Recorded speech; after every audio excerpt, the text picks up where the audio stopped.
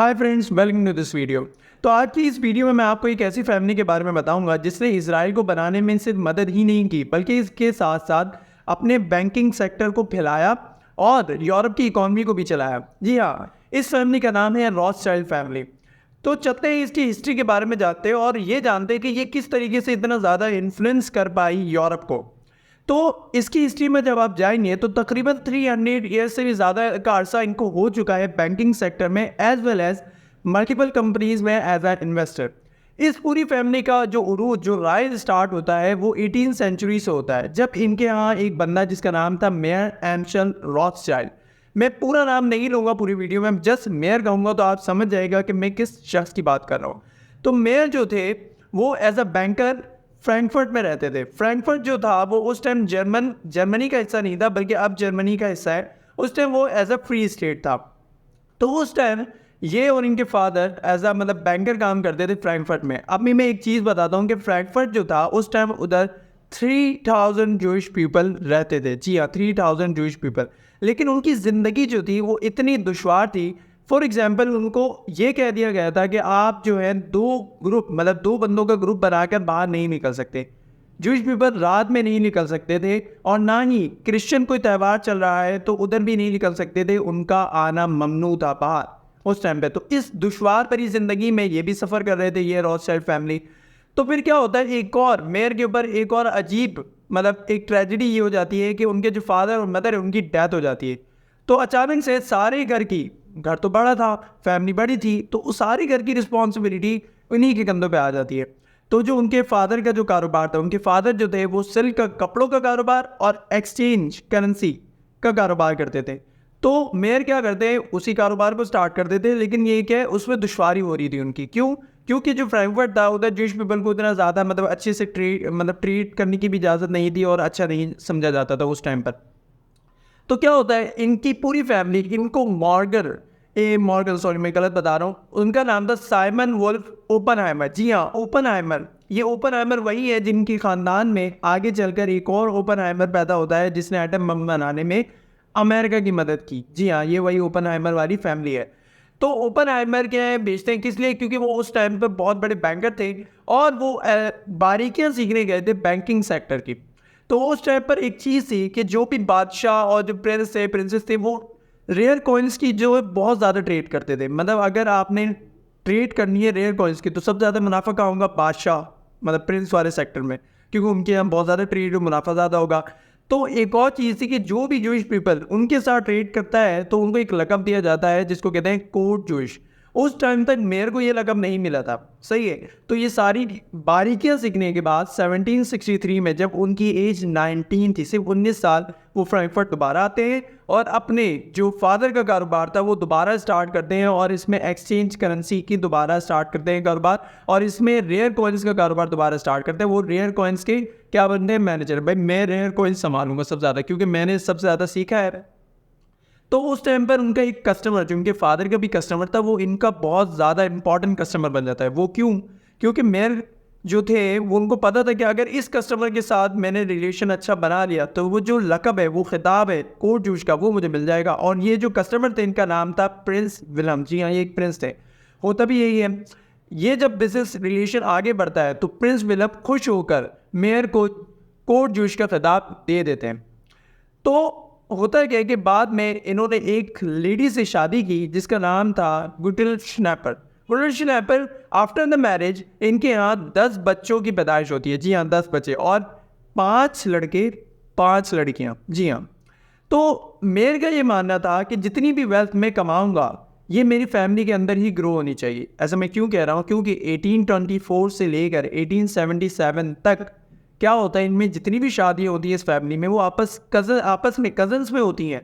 क्योंकि मेयर ने अपने वसीयतनामे में स्ट्रिक्टली कह दिया था कि भाई तुमने जितनी भी शादियाँ करनी है वो अपने कज़न्स में ही करना, मुझे अपनी वेल्थ बाहर नहीं भेजनी, अपनी ही वेल्थ अपनी ख़ानदान को बड़ा करना है। सही है। तो यही होता है। बाद में मेयर अपने 5 बच्चों को डिफरेंट कंट्रीज़ में भेज देते हैं जिसमें फ्रांस, वियना, ऑस्ट्रिया और मल्टीपल कंट्रीज थी और भी, जहाँ पे वो इनको एज अ बैंकर बेचते थे। और जो बच्चे बच गए थे उनको फ्रैंकफर्ट में ही रहते हैं और अपना बैंकिंग सेक्टर चलाते हैं। सही है। तो ये जो बच्चे गए थे बाहर ममालिक में, ये एज अ बैंकर गए थे और एक एक बैंक उधर पब्लिश कर देते हैं और ये बैंक्स उनको बहुत ज़्यादा मुनाफा देते हैं। इतना मुनाफा देते हैं कि जब सेकेंड वर्ल्ड वॉर स्टार्ट हुई तो इन्होंने बरतानिया को सिंगल हैंडेडली फंड किया कि भाई आप जाओ और इंडिया के साथ लड़ो कि हम आपको पैसे दे रहे हैं, लोन दिया बाकायदा एक पूरी गवर्नमेंट को। और यही चीज़ इनको एक और चीज़ भी मैं आपको बता दूं कि इन्होंने किस तरीके से इन्फ्लुएंस किया बरतानिया को कि भाई आप जो है वो एक स्टेट बनाने में हमारी मदद करो, क्योंकि हमने आपकी मदद की। और वो स्टेट कौन सी थी? इजराइल। जी हाँ, आपको बेल्फोर डिक्लेरेशन के बारे में तो पता ही होगा, जिसमें बरतानिया ने ये कह दिया था कि भाई हम फ़लस्तीन को एक जूश स्टेट करार देते हैं, उनको एक ज़मीन देते हैं उधर।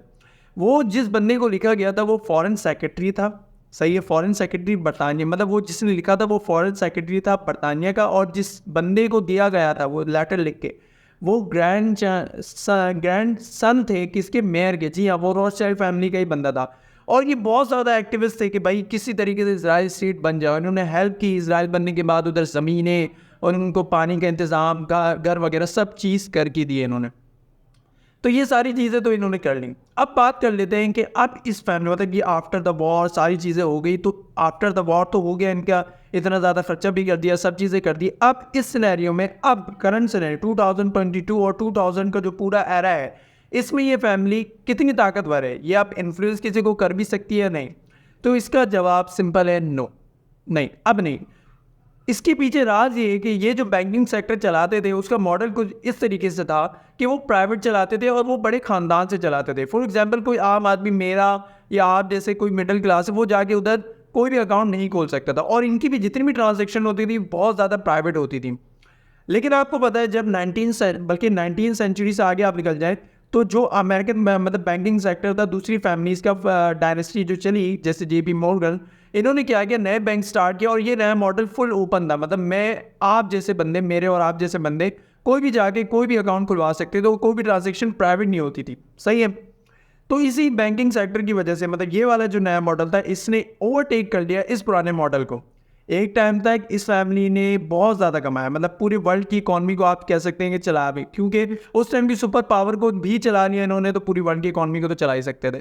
ओके, सो अब जो इनकी वर्थ है, मतलब अभी भी अमीर है, लेकिन इनकी जो वर्थ है, अभी जो इनकी वर्थ है वो है 500 ट्रिलियन, जो फोर्ब्स कहता है।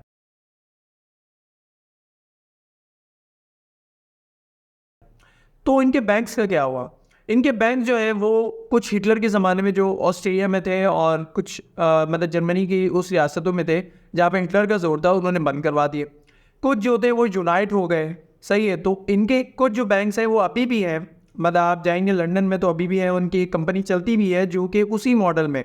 अगर आपने कोई बड़ा, मतलब आप कोई बहुत ज़्यादा रिच हैं और आपने कोई ऐसी ट्रांजेक्शन करनी है जो फुल प्राइवेट है, तो आप इनको बोल सकते हैं, सही है। तो इसी तरीके से इन्होंने अपनी वेल्थ को मेंटेन किया और इनकी पूरी वेल्थ जो कम हुई वो इसी वजह से हुई क्योंकि इनका एक मॉडल जो है वो पुराना हो चुका था, इन्होंने नया मॉडल अडॉप्ट नहीं किया। और दूसरी सेकंड रीज़न ये थी कि इन्होंने अमेरिका में उस तरीके से ट्रेड नहीं की जिस तरीके से इन्होंने बरतानिया में की। और इसकी सिंपल रीज़न ये थी कि उस टाइम पे जो सुपर पावर थी वो बरतानिया थी और इनको बिल्कुल भी नहीं पता चला या इन्होंने बिल्कुल भी गौर नहीं किया कि नेक्स्ट सुपर पावर कौन सी कंट्री होने वाली है, सही है। तो इनकी वेल्थ जो है वो घट के, इनकी जो भी शादियाँ हुई तो इनके ग्रैंड सन्स में बढ़ के कम होती चलेगी।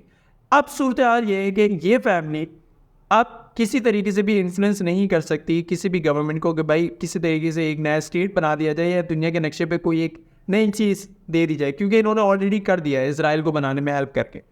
सो आज की वीडियो के लिए इतना ही, मिलते हैं नेक्स्ट वीडियो में एक नई स्टोरी के साथ या कोई भी जो आपको इंस्पायर कर रहे हो, जो आपको इंटरेस्टिंग लगे, सही। अगर कोई भी मुझसे मिस्टेक हुई तो ज़रूर मुझे कमेंट्स में बताएं। आपके कमेंट्स में मुझे हौसला मिलेगा कि भाई नेक्स्ट वीडियो भी मुझे बनानी है, लोग देख रहे हैं। शुक्रिया, अल्लाह हाफिज़, मिलते हैं नेक्स्ट वीडियो।